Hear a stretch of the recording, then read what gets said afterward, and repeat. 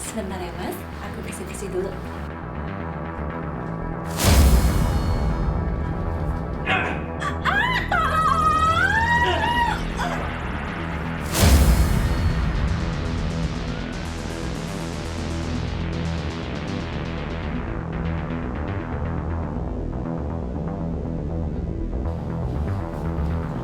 Mbak Santi!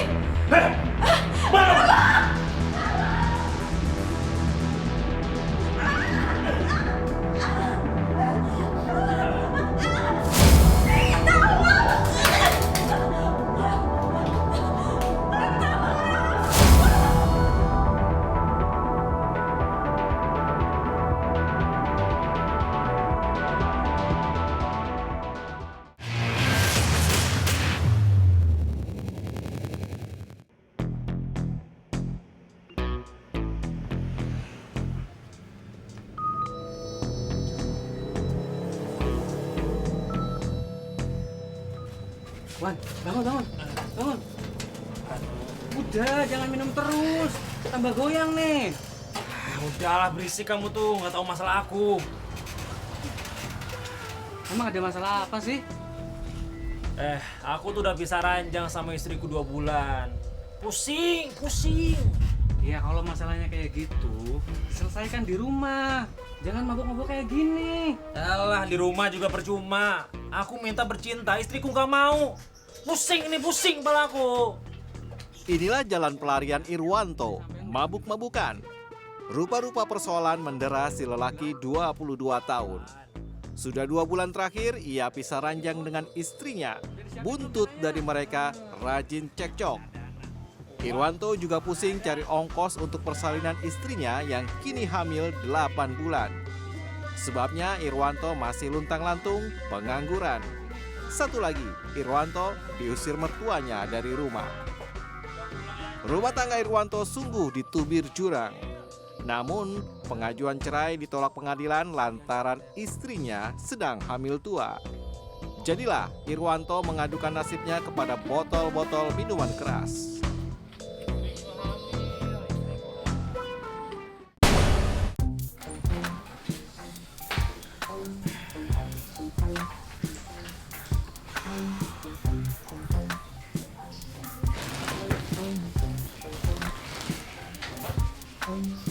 Di rumah, perasaan Irwanto masih gelisah. Efek minuman keras belum sepenuhnya lepas. Nah, ini nih. Celakanya, Irwanto berahi. Ia sempat-sempatnya nonton film porno di telepon genggam. Hasratnya menggelegak.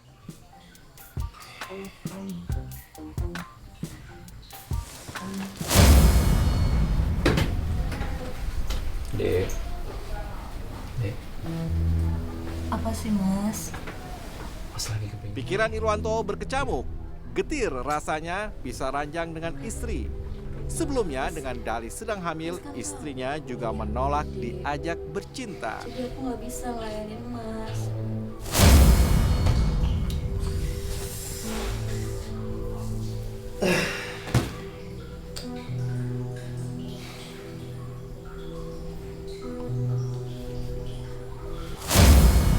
Aduh, Mbak. Yang mana Mas? Yang paling pegang? Ya, atas, Mbak. Oke. Nah, itu. Aduh.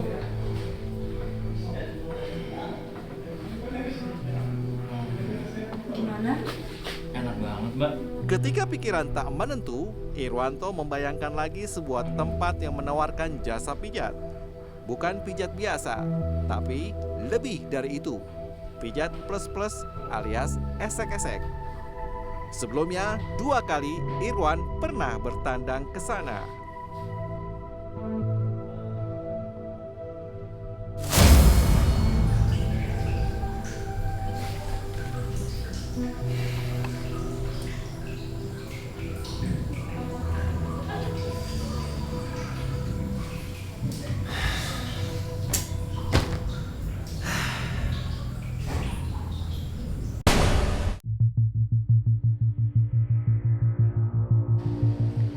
Tak kuat membendung hasrat, akhirnya Irwan menginjakan kakinya di rumah pijat esek-esek di Jalan Raya Desa Melirip, Kecamatan Jetis, Kabupaten Mojokerto.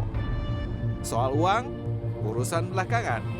Padahal, kelak ia harus bayar tarif mulai dari 100.000 untuk jasa pijat dan 250.000 untuk perlakuan plusnya. Total Rp350.000. Dari mana Irwan bisa dapat uang sebanyak itu sementara kerjanya serabutan? Makanya, bukan uang yang dibawa Irwan, tapi sebilah pisau. Diletakkan dalam tas ranselnya. Permisi.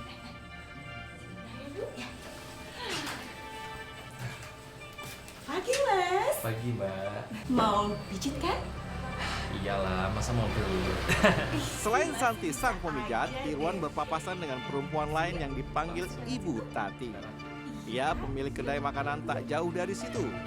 Para pemijat biasa pesan makan siang kepada Bu Tati. Mbak, Ibu pamit aja dulu ya. Ntar siang Ibu bawain makanannya. Ih, ntar aja Bu, aku sendirian loh. Rapis yang lain kan masih pada libur. Udah Ibu nanti aja, sambil liatin motor si Masnya itu. Ya Mas ya? Iya. Walah, ya sudah. Kalau gitu Ibu duduk aja di situ ya. Ya udah pokoknya Ibu nanti aja perginya. Kemarin aku dulu ya. Ya udah. Sini Mas masuk. Duduk. Oh iya.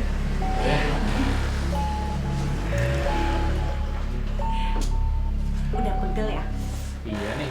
Di dalam kamar, Santi sang pemijat 44 tahun bersiap memanjakan tubuh Irwanto. Santi senang bisa dapat pelanggan sebelum siang. Terbayang di depan mata, duit masuk kantong. Di rumah juga gak ada yang ngurus. Ya ampun, kasihan banget. Sini nanti aku urus ya. Aduh, geli. Bisa aja deh kamu.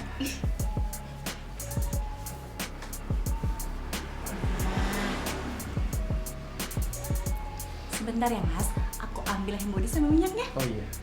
Pesan bahan aja dulu. Sana dibuka. Buka dong. Sebentar ya.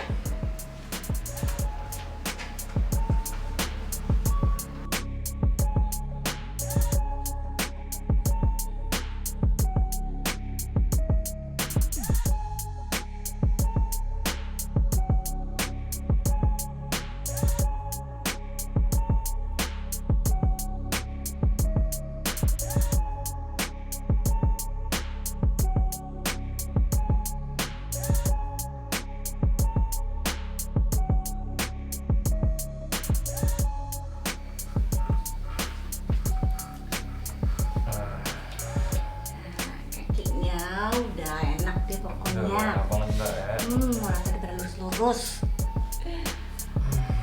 Sini tangannya Mas.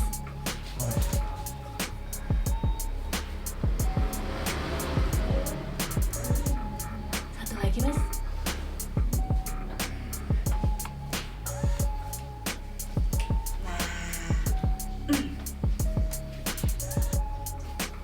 Dah selesai Mas pijitnya. Ada depan dong.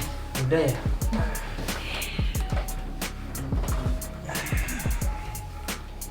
Gimana Mas?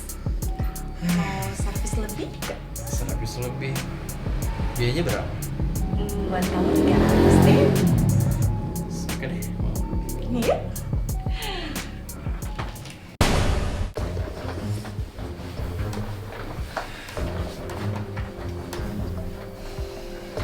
Sebentar ya Mas, aku bersih-bersih dulu.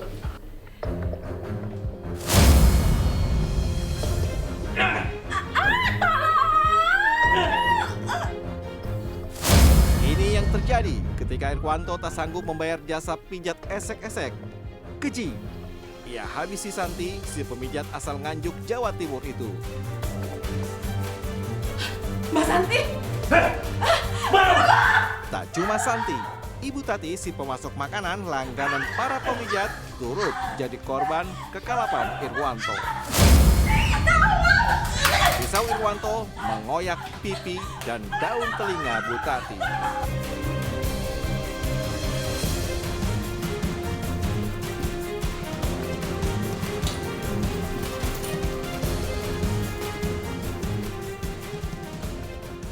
Irwanto buru-buru kabur menggeber sepeda motornya. Di kepala Irwanto cuma secepat-cepatnya melarikan diri, ogah berurusan dengan polisi. Irwan sampai tak sadar bahwa ia tak membungkus dirinya dengan pakaian lengkap.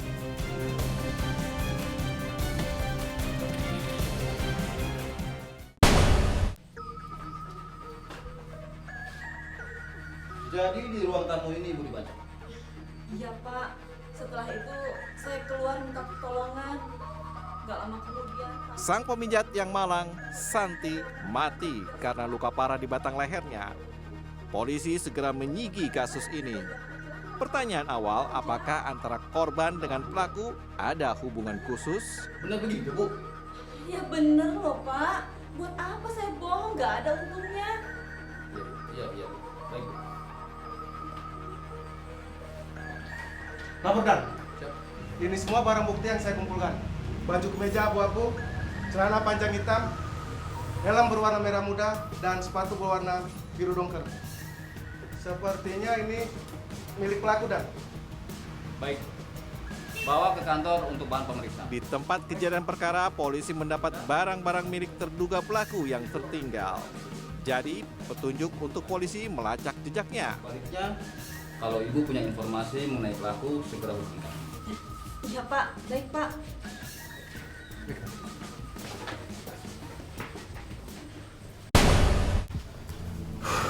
Gus, makasih ya udah pinjemin aku baju. Dibekap panik, Irwanto hendak kabur lebih jauh dari rumahnya di Jombang, Jawa Timur ke Sumatera. Dari mana ongkosnya? Ia gadaikan sepeda motor ke seorang teman. Gak usah keras-keras ngomongnya. Ya, mau bagaimana lagi, Gus? Udah kejadian. Waktu itu, aku benar-benar kepengen.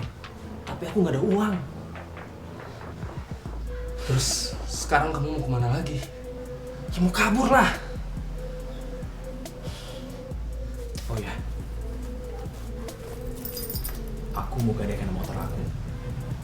Ya, 1 juta aja, Gus.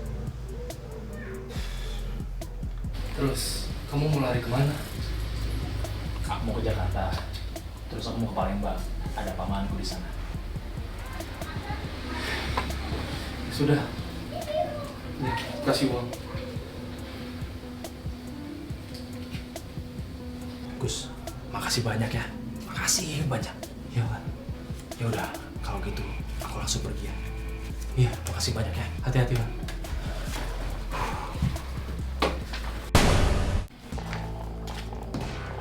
Jadi siapa pelaku pembunuhan ini? Sesaat sigi polisi buntu. Kemana perginya pelaku? Mereka hanya kenal di tempat pijat itu. Oh ya, hasil rekaman CCTV bagaimana? Sangat sulit Dan. Tidak terlihat jelas wajah pelakunya. Kalau begitu kita bikin sketsa wajah pelaku, lalu kita sebar. Baik Dan.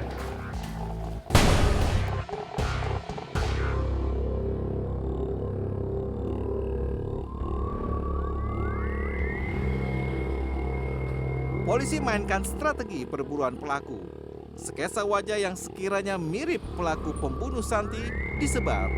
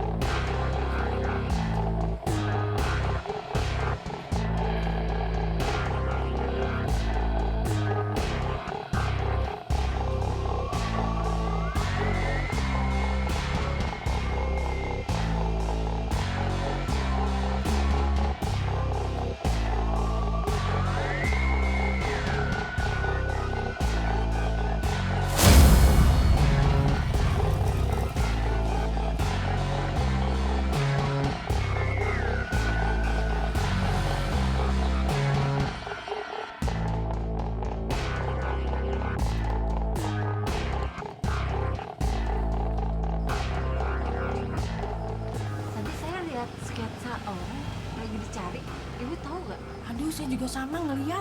Makanya kayaknya yang pajang tuh polisi deh. Dia kenal nggak?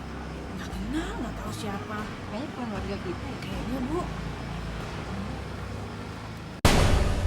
Jadi begitulah ceritanya.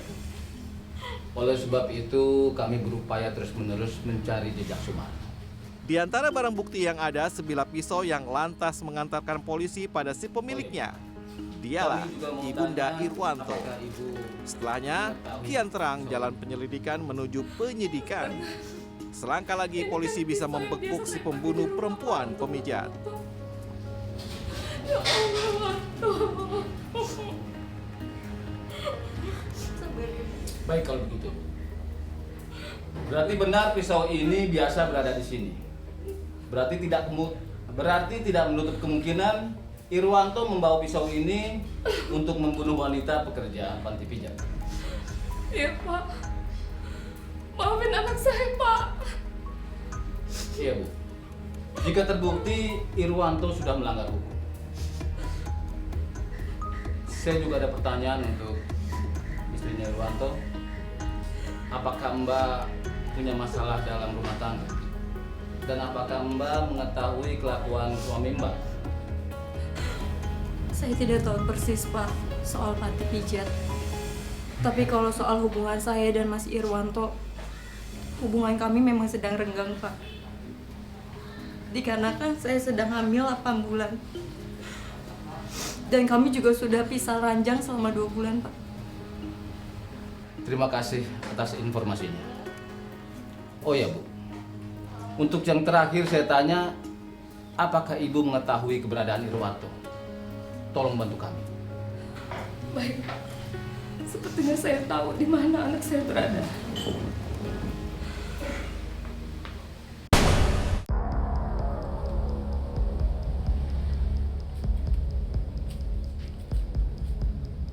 Petunjuk dari keluarga Irwanto sudah jelas. Irwanto berada di sebuah rumah milik teman masa kecil ibunya di Dusun Mangu, Kecamatan Takran, Kabupaten Magetan, Jawa Timur. Polisi mengencangkan perburuannya. Irwanto, jangan bergerak! Diam di depan! Diam! Sini kamu! Apaan ini Pak? Diam dulu! Saya salah apa Pak? Kamu sudah membunuh seorang wanita di panti pijat. Ingat! Bukan saya Pak, itu bukan saya. Barangkali Bapak salah orang. Masih nggak mau ngaku salah orang. Kami punya buktinya. Itu bukannya saya Pak, bukannya saya. Irwanto, kami sudah ke rumah kamu dan mereka mengakui kalau ini dipakai sehari-hari buat memotong. Ngaku! Iya. Itu punya saya Pak, punya saya. Pak, ampun Pak. Jangan! Ya, berarti ada 2 korban pada saat kejadian itu? Betul, ada 2 korban. Satu korban itu yang korban meninggal dunia atas nama almarhum Ambarwati alias Santi, dan satu lagi korban yang luka berat. Nah, di sini korban luka berat ini telinganya hampir putus. Dia masih dilakukan perawatan. Yang namanya Ibu Tati untuk saksinya. Dari fakta hasil penyidikan yang sudah kita lakukan, ternyata kita ketahui bahwa pelaku ini sebenarnya memang murni dia melakukan pembunuhan karena atas dasar nafsu birahi saja. Nah, pada saat pagi sebelum kejadian itu, dia sempat membuka salah satu situs di Google. Dia mengakses situs porno. Dia setelah dia melihat film video porno tersebut, akhirnya dia mempunyai hasrat untuk melakukan hubungan suami istri. Namun, dia tidak berkeinginan berhubungan dengan istrinya karena di satu sisi dia ada permasalahan dengan si istri, dan si istri juga hamil tua. Posisinya hamil 8 bulan si istrinya. Bang, sekarang kita menuju kemana Bang? Kita menuju ke Pantai Pijat, lokasi pembunuhan itu. Tempat yang terapis pijat Bang? Iya, benar. Oh, ini Iya. lokasinya? Benar Benar nggak si tersangka ini telanjang? Benar. Benar? Ada yang tahu memang. Ada Waktu dia, yang tahu ya? Waktu di dalam Bang, Ah. ada saksi nggak di dalam? Ada. Ada siapa Bang? Ada salah satu teman terapis yang waktu itu di sini. Jam 11:05 saya terdengar jeritan Santi. Apa? Bilang apa? Tolong atau apa? Enggak, dia bilang gini, wah nggak gitu tok. Akhirnya saya berdiri. Terus? Aku berdiri.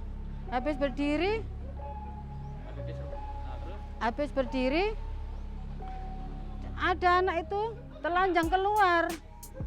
Saya didorong, dibacok. Iya, Bu. Ibu sempat lihat nggak Oh enggak, Santi? enggak sempat lihat, enggak. Udah langsung dibacok itu temennya itu. Oke, ini tempatnya Bang ya? Iya, Ini ya. iya bener ini.